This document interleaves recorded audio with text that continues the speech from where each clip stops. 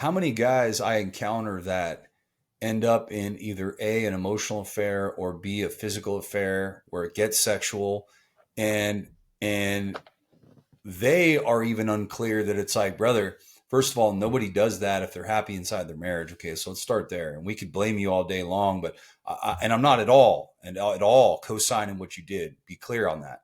But what I want to tell you is like, what this is really about for you is when we really dig into it, it's about validation. It's about affirmation. It's about recognition, about them feeling seen and heard and like somebody actually cares. It's about them feeling emotionally connected beyond anything else. I mean, that's why most of these guys, they'll engage in behavioral patterns that are all about trying to fill a need that's not being filled inside their marriage. So, but the problem is that then they acknowledge it and it compounds on what they've already done. It's like bad me again. It goes back to the shame and the guilt and what I haven't done. And then what happens is, you made a really good point, like with the sabotaging, right? Is is so many guys have put themselves in a position where I tell them this, it's like, look, brother, you have two choices in the beginning. It's either walk away or stay. Okay.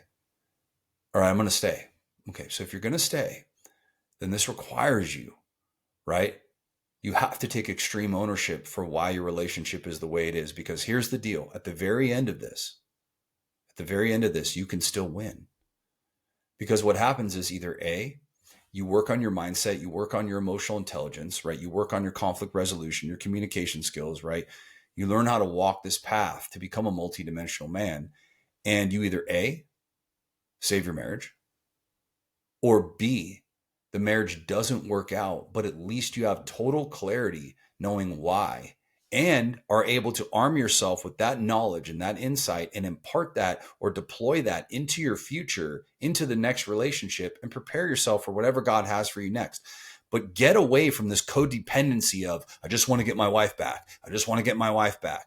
Because now your whole motivation for changing is extrinsic. And most guys, they don't change. As men, we usually don't choose to change or want to change until the house is on fire, until things are burning to the ground and we need to run inside to rescue people. So the reality is, as men, we sometimes, when we're in that denial, like you were saying, right? We're in that denial and it becomes so bad that finally we get reactive instead of being proactive. And what happens when we're in that reactive state, it's like, their wives are so angry at them and their motivation to change doesn't come until she throws out the divorce. I want a divorce. It doesn't come until she says, I'm seeing another guy. So, or I'm so mad at you. There's so much contempt that I can't even respect you or talk to you. And there's no physical intimacy. So their motivation initially is external. So their goals are external. It's like, I just want my wife back. I just want my wife back. I try to convince guys and tell guys all the time that, look, brother, this is about you. Like, this is about you. You got to do this for you. You got to believe that you're worth this. And on the other side of this, I understand you want your wife back. But what if that doesn't happen? And let me ask you this, like, a lot of guys think that they're attracted to their wife, but a lot of times they realize it's not attraction, it's recognition, right? The brain is a survival organ. It seeks to recreate the same dynamics you've already encountered.